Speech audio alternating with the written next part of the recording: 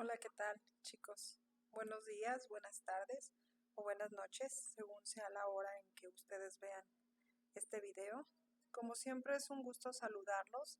Espero que se encuentren muy bien, chicos. Poco a poco vamos avanzando, poco a poco, chicos, vamos dando pasos, a veces agigantados, a veces un poquito más cortos, pero el principal objetivo es seguir avanzando, no detenernos. Pues bueno, vamos a comenzar con los temas, chicos, del último parcial, el ordinario o el tercer parcial. Y esta semana vamos a revisar el tema de trastorno por déficit de atención con hiperactividad y la agresión, ¿sí? El trastorno por déficit de atención con hiperactividad, conocido como TDAH por sus siglas, y la agresión. ¿Qué es cada uno de estos y cómo influye en el aprendizaje? Vamos a empezar entonces con el trastorno por déficit de atención con hiperactividad. Muchas personas que no están informadas a veces caen en el error de, en vez de decir hiperactividad, es imperatividad. Imperatividad es una palabra que existe, mas sin embargo no tiene nada que ver con el TDAH, ¿sí? Entonces es hiperactividad, hiper, exceso de actividad, no imperatividad. Imperativo quiere decir ordenar, mandar. ¿Sí? Entonces es muy triste muchas ocasiones escuchar inclusive de maestros que confunden esta palabra de la hiperactividad, exceso de actividad, con imperatividad. Nada que ver, ¿sí? Ok, entonces para evitar tener estos errores pues hay que informarnos. No es un problema o no es un déficit en el cual los padres de familia o los docentes seamos ajenos a esto. Entonces, poco a poco tenemos que ir adquiriendo o ampliando nuestro acervo en cuestión pedagógica. Ok, entonces comenzamos con el trastorno por déficit de atención con hiperactividad. ¿Qué será esto? ¿Cuántas veces no lo escuchamos? ¿O cuántas veces vemos a pequeños muy activos, ¿sí? Que no paran en todo el día? Entonces inmediatamente pensamos, este pequeñito tiene exceso de actividad, ¿sí? Entonces probablemente pudiera tener, ¿sí? Pudiera, por los indicios, por lo que vemos día a día, como padres de familia o como docentes, pudiera tener hiperactividad. Recuerden que los diagnósticos no se emiten de manera deliberada. Tenemos que descartar muchas situaciones, tenemos que realizar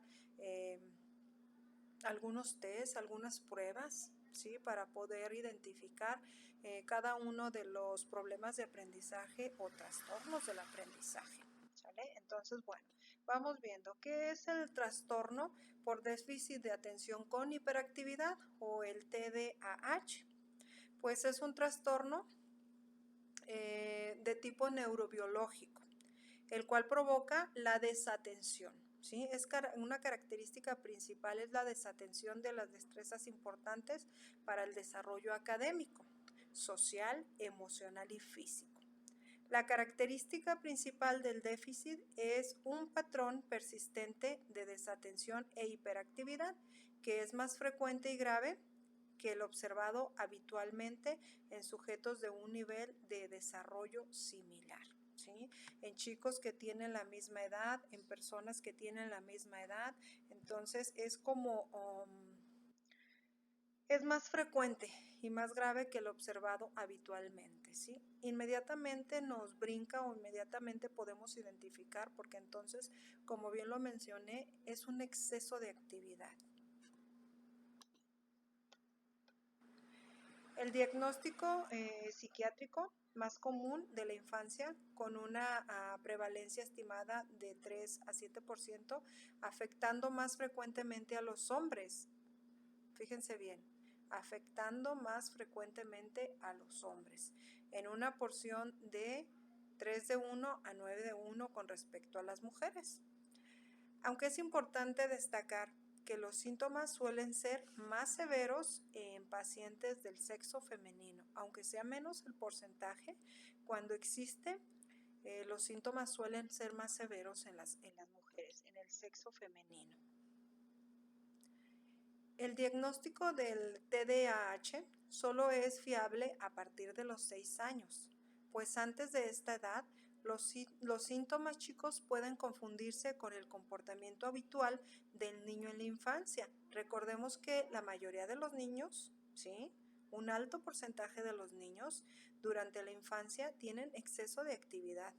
Es normal en un niño que tenga exceso de actividad, ¿sí? Por eso el diagnóstico solo es fiable o es confiable a partir de los 6 años de edad.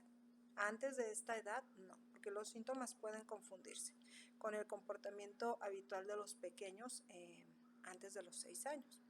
¿Sí? La llegada de la educación primaria y el aumento en el nivel de exigencia hacen que pueda llegarse al diagnóstico. ¿Por qué digo esto? Bueno, conforme vamos creciendo, nuestro nivel cognitivo y nuestras responsabilidades van aumentando, ¿sí? Entonces, conforme van aumentando, es más fácil que nosotros podamos detectar, chicos, que haya indicios de un déficit de atención con hiperactividad. Los niños con TDAH se portan de una manera no adecuada. Tienen malos resultados escolares principalmente. Y algo muy común con otros compañeros. Existen también subtipos del TDAH. Se dividen en 3 subtipos. De acuerdo a las principales características asociadas, pues bueno, el primer subtipo son los trastornos de predominio de déficit de atención. El segundo subtipo son el trastorno de predominio de hiperactividad e impulsividad. Y el tercer subtipo, pues son el trastorno combinado. ¿Qué es esto? Pues bueno, que tiene problemas significativos tanto por desatención como por hiperactividad o impulsividad. ¿Sí? Ok. Vamos primero con el déficit de atención. Tiene una gran dificultad para prestar atención y para concentrarse. ¿Sí? Le cuesta muchísimo trabajo para concentrarse en lo que la maestra está explicando o concentrarse en algún trabajo que debe realizar. Le cuesta muchísimo prestar atención. Eso es el déficit de atención, es ese subtipo. El siguiente subtipo, como bien lo mencioné, es la hiperactividad. Presenta un nivel superior e inapropiado de actividad para su edad. ¿Sí? No se cansa, está de un lado para otro, muy activo. La impulsividad, bueno, la impulsividad va de la mano con la agresión. Ahorita vamos a revisar qué es la agresión. Impulsividad, cuando yo actúo por impulso, ¿sí? Sin pensarlo, sin razonarlo, simplemente lo hago porque lo quiero hacer en el momento sin pensar en las consecuencias, ¿sí? Entonces estos chicos, la impulsividad es un subtipo también de este trastorno. La impulsividad le cuesta controlar sus conductas, sus emociones y también sus pensamientos. Pese a su alta frecuencia, el TDAH es comúnmente subdiagnosticado o confundido con otras patologías psiquiátricas, lo cual retarda el tratamiento adecuado, deteriorando el mundo familiar, el mundo escolar y social de estos pacientes que padecen el déficit de atención, el trastorno de déficit de atención e hiperactividad. ¿Cuáles son algunas recomendaciones para los chicos que tienen este trastorno? Pues bueno, unas recomendaciones son intentar reconocer el lado bueno de las cosas y ayudar al niño a descubrir el humor y a reírse de sí mismo. Eso pudiera ser en casa, ¿sí? Una recomendación en casa. Aprender a manejar el enfado y mantener una actitud positiva. Y sobre todo los docentes que busquen apoyo de los padres o que busquen apoyo de los especialistas, de algún psicólogo, de algún psiquiatra, de algún neurólogo, ¿sí? Entonces recuerden que los problemas de aprendizaje o los trastornos de aprendizaje como docentes no tenemos que atenderlos solos. Tenemos que estar en conjunto con otros especialistas y tenemos que estar también en conjunto y en constante comunicación con los padres de familia, ¿sí? Ok, vamos entonces a complementando esto del déficit de atención. Ya dijimos que es un trastorno de origen neurobiológico que se manifiesta con dificultades para mantener la atención, dificultades para controlar los impulsos y excesiva acción, ¿sí? También mencionamos las principales características que son inquietud motora, ¿sí? Quieren estarse moviendo constantemente, inestabilidad emocional, periodos de atención breve o distracción moderada o distracción grave. Dijimos que también que tienen deficiencia en algunos niveles insuficientes de los neurotransmisores, en especial de la dopamina y la norepinefrina. Los factores son genéticos, chicos. Bueno, pueden ser de varios, pero bueno, también son genéticos. El TDAH suele darse en algunas familias, lo que sugiere que los genes pueden jugar un papel muy, muy importante. Cuando hablamos de factores sociales y factores familiares en este trastorno, pues bueno, puede influir en la percepción del problema, los cuidados anómalos, que no se están llevando a cabo los cuidados como deben de ser, los cuidados adecuados para la edad del chico, también por la falta de atención y también por una afectividad no adecuada, ¿sí? Que el chico sienta que no está teniendo una afectividad según la demanda, según lo que él necesita.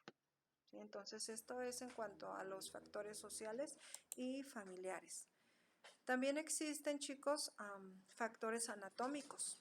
La actividad cerebral es más baja en el área frontal en personas que tienen TDAH. Otro de los factores es el factor emocional, que continuamente ellos se sientan agredidos, que se sientan en soledad, que se sientan abandonados, que sientan rechazo de otras personas o que se sientan también estresados. La alteración en la conducta de los niños con TDAH es un trastorno, como bien lo dijimos, de origen neurobiológico. Este trastorno provoca en los niños hiperactividad, inatención e impulsividad, ¿sí? No existen marcadores cognitivos, ni metabólicos o neurobiológicos específicos, ni pruebas médicas que permitan diagnosticarlo. Es necesario realizar varios estudios, ¿sí? Es necesario realizar una batería completa para poder diagnosticarlo. El TDAH produce un deterioro importante y afecta también negativamente al niño, afecta también negativamente al adolescente, pues en muchos aspectos de su vida, chicos, ¿sí? Esto da también, cabe o da entrada también a que se le cuelguen etiquetas. Muchas veces no se emite un diagnóstico adecuado o no se emite un diagnóstico oportuno, entonces esto, pues como bien les menciono, da entrada o da cabe a que los mismos maestros o los mismos padres de familia estén colgando etiquetas a los niños, ¿sí? Y también esto se presta a que sus mismos compañeros, al ver que los adultos hacen esto, pues sus compañeros lo aprenden y llegan también a generarse burlas hacia estos niños que tienen este trastorno. El tratamiento, bueno, lo recomendable es en cuestión psicopedagógica, pues que haya que el niño aprenda a regular y a controlar sus emociones a medida de lo que sea posible. Recuerden que es un trastorno, ¿sí? Entonces, también que el niño aprenda a comunicarse de una manera adecuada dentro de sus entornos. En el ámbito del aprendizaje, realizar actividades que llamen su atención, focalizar esas actividades a que sean académicas. En el ámbito emocional, trabajar con su autoestima, trabajar con su asertividad. En el ámbito social, superar las etiquetas de las cuales les hago mención, ¿sí? Esta etiqueta que siempre, si analizamos, chicos, ¿de dónde vienen esas etiquetas? Normalmente vienen de los adultos, porque los pequeños todo lo que dicen es porque lo escucharon de alguien, ¿sí? Entonces vean la importancia o el papel que jugamos los adultos al momento de que se genere el llamado bullying, ¿sí? En el ámbito social, el chico tiene que aprender a trabajar estas etiquetas, esta etiqueta moral, tiene que también trabajar en integración, que se integren las actividades con sus compañeros, integrarlo también con las actividades en casa, ¿sí? A medida que les sea posible y de acuerdo a la edad. Es la responsabilidad que el pequeño debe de tener, ¿sí? El TDAH, chicos, es más que un déficit de atención. Existe una gran variedad en cuanto a los síntomas. Recordemos que independientemente de que sea este trastorno, cada persona es diferente y tiene sus generalidades, mas sin embargo también tiene sus particularidades de individuo a individuo, ¿sí? Entonces, la intervención es integral. Esta es la que funciona de manera más efectiva. Esto es el docente en comunicación con padres de familia y el docente también en comunicación con algunos otros especialistas para que en conjunto, bueno, pues se logre un avance o se logre integrar o se logre de manera significativa los objetivos en el pequeño con este trastorno, ¿sí? Bueno, eso sería en cuanto al déficit de atención con hiperactividad, trastorno de déficit de atención con hiperactividad. Ahora vamos con el otro tema. El otro tema es la agresión. Siempre dicen que luego los pequeños son el reflejo de los padres, ¿verdad? Y de algún lugar lo tuvieron que haber aprendido los chicos. Entonces vamos con este tema de la agresión. ¿Qué es la agresión? Igual les propongo también un video, chicos, que ya en clase lo van a revisar, o igual se lo subo en un momento para que igual lo vayan revisando y retroalimentamos en clase acerca de este tema de la agresión. Bueno, ¿qué es la agresión? El término agresividad hace referencia a un conjunto de patrones, fíjense bien, conjunto de patrones de actividad que pueden manifestarse con intensidad variable, incluyendo desde la pelea física hasta los gestos o expresiones verbales que aparecen en el curso de cualquier negociación, ¿sí? Entonces, ¿qué es agresión? Cuando nosotros escuchamos el término agresión, probablemente lo primero que se nos viene a la mente son golpes, pero existen muchos tipos de agresión, ¿sí? Entonces, es por eso que hago referencia aquí que pueden manifestarse con intensidad variable, incluyendo desde la pelea física hasta los gestos o las expresiones verbales. La agresividad en los niños. Más o menos entre los 2 años y medio y los 5 años, los niños suelen pelear. ¿Por qué pelean normalmente los niños pequeñitos? A ver, hagamos un análisis. ¿Cuáles son las peleas que ellos llevan a cabo? ¿Por qué pelean cuando son pequeñitos? Normalmente pelean porque se sienten que les están arrebatando algo, ¿sí?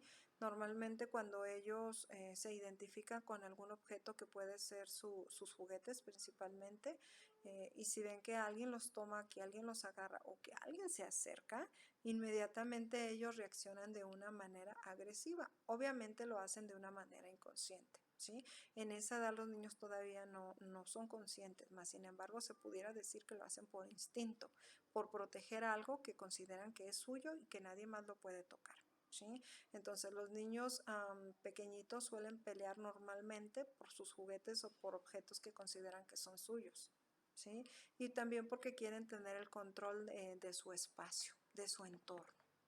Como les menciono, pues lo hacen de una manera inconsciente, ¿sí? ¿Cuáles son los orígenes de esta conducta agresiva infantil? Pues bueno, la agresividad es un trastorno que en exceso Y si no se trata en la infancia, probablemente originará problemas en el futuro. Es lo más seguro, ¿sí? Es como una consecuencia de una acción. Es normal que los niños a cierta edad quieran proteger su entorno, quieran proteger sus objetos, ¿sí? A cierta edad es normal. Pero hago énfasis en esto. Si no se trata de manera oportuna, no se trata en una edad temprana, lo más lógico, chicos, y lo que les sigue es que se originarán problemas en su vida futura, ¿sí? Entonces, esto puede ser empezando desde el fracaso escolar. Si el niño no sabe comportarse en sociedad, si no sabe convivir, si siempre resuelve las situaciones de una manera agresiva, ¿sí? Por eso es tan importante desde edades tempranas empezar a trabajar la inteligencia emocional. Pero es una tristeza, chicos, darnos cuenta que somos adultos, que somos maestros, que somos pedagogos, que somos cualquier profesionista y tenemos una carencia o hay una carencia, chicos, enorme de inteligencia emocional. Es una tristeza, de verdad. ¿Sí? Entonces, como una solución, chicos, no una solución, una prevención, como una prevención, se recomienda empezar a trabajar la inteligencia emocional, principalmente en los adultos, que somos los que estamos a cargo o que estamos al frente en casa, pues a frente y a cargo de nuestros hijos, como padres de familia, en la escuela o las instituciones educativas como docentes. Entonces, empezar a trabajar, chicos, o empezar a fortalecer más nuestra inteligencia emocional, porque los niños aprenden a través de la imitación, ¿sí? Ellos imitan lo que ven. Imagínense un docente que no controla sus emociones, que no tiene una inteligencia emocional bien estructurada, bien cimentada o fuerte, entonces, ¿qué va a pasar? Pues eso va a transmitir a los pequeños hasta de manera inconsciente, no porque se los diga, los chicos hacen lo que ven.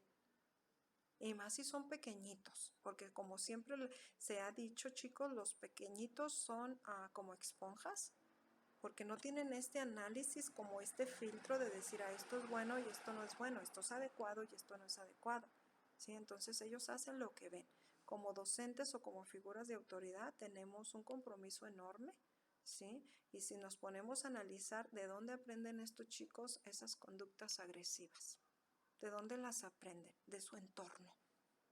¿Y quién forma parte de su entorno? Pues bueno, parte de su entorno lo forma la familia, lo forman las amistades, lo forma a la escuela, las figuras de autoridad de la escuela, ¿sí? Entonces, bueno, esto les puede acarrear problemas en el futuro si no se trabaja de una manera adecuada en la edad infantil. También les puede provocar fracaso escolar, la falta de socialización, dificultades para que ellos socialicen por tener estas actitudes agresivas y también dificultades de adaptación. ¿Qué podemos entender por agresividad en los niños? Cuando se habla de agresividad, se está hablando de hacer daño, ya sea físico, ya sea psicológico o de alguna otra forma, ¿sí? De una acción intencionada manifestada a través también puede ser de patadas, de arañazos, de gritos, de empujones, de rasguños, etcétera, etcétera, etcétera, etcétera. Hasta un jalón de pelo, ¿sí? Todo esto se genera de una persona hacia otra persona. Entonces, eso es lo que se puede entender como agresividad en los niños. ¿Qué influencia tiene la familia para que se dé la agresividad? Bueno, la familia es uno de los elementos más relevantes dentro de este factor sociocultural. La familia lo es todo para él, es como su primera escuela, ¿sí? Entonces la familia es su modelo de actitud, de disciplina, de conducta y de comportamiento. Es uno de los factores que más influyen en la emisión de la conducta agresiva. Está demostrado que el tipo de disciplina que una familia aplica al niño será el responsable por su conducta agresiva, ¿sí? Entonces, ojo, ¿cómo estamos educando a nuestros hijos? ¿Cómo estamos como figuras de autoridad o como adultos?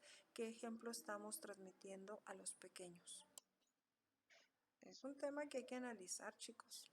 ¿sí? Es un tema que hay que ser conscientes que como adultos tenemos gran peso para que se dé esto, ¿sí? ¿Cuáles son las causas o los factores que predisponen la agresividad? Como bien les mencionaba, uno puede ser por imitación, ¿sí? Cuando existe en la escuela, en la familia o en el entorno cercano personas que agreden física o verbalmente, los niños copian esos modelos y erróneamente aprenden que esta es la manera de resolver las cosas, ¿sí? Y esta es la manera también de conseguir lo que quieren. Ojo aquí, no está mal enojarnos, ¿sí? Porque siempre van a existir situaciones o cosas que no nos parecen. Entonces, no está mal que yo me enoje, pero entonces, ¿cómo canalizo ese enojo? ¿Siendo agresivo con los demás? Entonces, no está mal la emoción del enojo, está mal la agresividad. Necesito aprender a canalizar ese enojo. Estaría yo mal si yo les digo, es que el enojo es malo, para nada. ¿Cómo yo canalizo esa emoción del enojo? ¿Sí? Entonces, hay que enseñar a los pequeños que no está mal enojarse. Lo que está mal es cómo yo reacciono ante ese enojo. Está bien, yo me molesto y es válido, pero entonces necesito canalizarlo de una manera positiva sin dañarme a mí y sin dañar a los que me rodean. ¿Cuál es la influencia de los padres en cuanto a la agresión? Los niños menos agresivos tienen padres que manejan el mal comportamiento con razonamientos, haciéndolos sentir culpables y retirándoles su aprobación.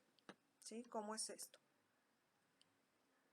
Cuando un pequeñito, aunque sea pequeño de 2, 3 años, 4 años, ¿sí? Sabemos que si los adultos a veces se nos sale de las manos manejar el enojo y a veces reaccionamos de una manera agresiva, imagínense los pequeños, ¿sí?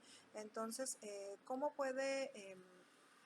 ¿qué puede realizar un padre de familia en casa para enseñar a los niños a canalizar ese enojo? Bueno, pues en cuanto el niño tenga un enojo, chicos, entonces, aunque sea pequeño y muchas veces se cree que es que no razona, es que no piensa, es que no entiende, es que es pequeñito, no, sí.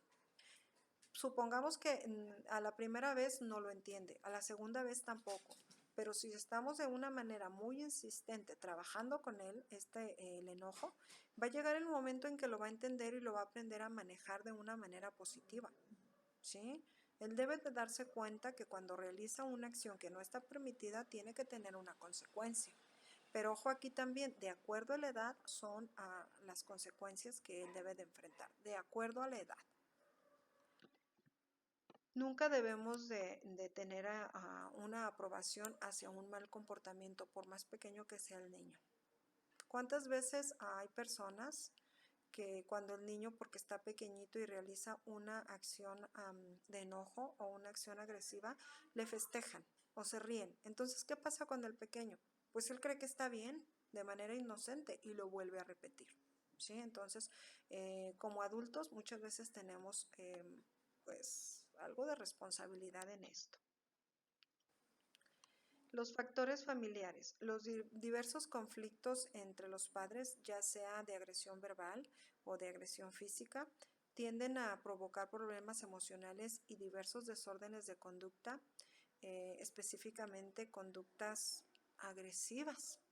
¿Sí? Entonces, ¿cuántas veces no nos ven los pequeñitos cómo solucionamos los problemas? A gritos, a golpes, a insultos, y de alguna manera ellos absorben todo esto. Por otro lado, tenemos los factores individuales. El temperamento del niño también es un factor determinante, también interviene en el desarrollo de conductas agresivas. Los niños por naturaleza son muy activos, son impulsivos, son toscos a cierta edad, ¿sí? Fácilmente pueden agredir a otros niños, quienes al responder establecen una cadena de golpes, patadas, arañazos, infinidad, ¿sí?, de respuestas. Puedo nombrar una lista interminable. Entonces, el papel que juega aquí el adulto, pues bueno, es el de intervenir, ¿sí? Intervenir y mediar la situación. También los medios de comunicación juegan también un papel muy importante. ¿sí? Un tema importante en el estudio de la conducta agresiva son los medios de comunicación, especialmente la televisión. ¿Qué es lo que ven los chicos en la televisión? ¿Sí? Normalmente los padres, cuando trabajan ambos y los niños se quedan al cuidado ya sea de sus hermanos mayores, de algún tío, de alguna tía, de sus abuelitos, ¿sí? Entonces los padres de familia no pueden estar al pendiente de qué es lo que ven sus hijos en la televisión. Y muchas veces la televisión juega un papel muy determinante para que se den estas conductas agresivas. Es importante entonces prestar atención a lo que los niños ven, ¿sí? A lo que están observando, con qué es con lo que están teniendo ellos contacto o por qué se están generando esas conductas de agresión. ¿Cómo enseñar conductas adecuadas? Bueno, principalmente a número 1 es enseñar con el ejemplo, ¿sí? Cuando nosotros somos papás, entonces tenemos que empezar a regular nuestro comportamiento. ¿Por qué? Porque hay alguien atrás que viene siguiendo nuestros pasos. Muchas veces, pues bueno, es que nadie nos enseña a ser padres. La misma vida, con las situaciones que nos va presentando, es la que nos va moldeando nuestra figura de padres, ¿sí? Nuestra figura de autoridad. Y muchas veces tenemos que dejar detrás actitudes o acciones que llevábamos a cabo antes de ser padres. ¿Por qué? Porque siempre va a haber dos ojitos que nos van a estar vigilando cuáles son nuestras reacciones ante cualquier situación. Y no es que sea malo equivocarse, vuelvo a hacer énfasis en esto, y no es que sea malo enojarse, pero entonces, si yo soy padre de familia o si yo soy docente, entonces sé que hay ojitos que me están viendo de cómo yo soluciono las situaciones problemáticas, y de alguna manera eso también me regula a mí como adulto, ¿sí? Entonces, bueno. ¿Cómo enseñar a los pequeños a tener conductas adecuadas? Principalmente enseñando con el ejemplo. Si el niño observa que sus padres utilizan la agresión, él creerá que esta es la forma de solucionar las cosas. Corregir la conducta inadecuada siempre, siempre. ¿Sí? Si observo que el niño pega a otro niño, y reacciona con agresividad, pues entonces si es pequeñito y no entiende con una llamada de atención, pues bueno, puedo sostenerlo. Lo sostengo entre mis brazos sin jalarlo, sin golpearlo, simplemente contenerlo, ¿sí? Sostenerlo con mis brazos. Mirarlo a los ojos y con serenidad, ¿sí? Y con firmeza, decirle, sé que estás molesto, pero no podemos hacer daño a los demás. ¿Sí? Entonces, con esto lo enseño de que no es malo enojarse, de que no es malo enfadarse, de que no es malo estar molesto. Simplemente que él aprenda a canalizar esa emoción, ¿sí? Siempre hablarle de una manera firme, sosteniéndolo cuando él no es capaz de controlarse. Esa es una muy buena técnica, chicos. Yo se las recomiendo, ¿sí? Ok, bueno, aquí entonces cerramos, chicos. Concluimos con este tema de la agresión. Les subo esta presentación, es necesario que la revisen, chicos. Es importante que si tienen dudas las externen en la clase del día sábado, y si no tienen dudas, pues también es muy válido, chicos, que integren ustedes contenido o que integren ustedes experiencias también, porque todo esto enriquece la clase, ¿sí? Les agradezco como siempre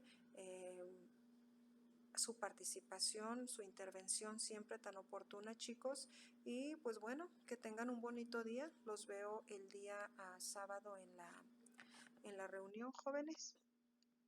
Hasta luego.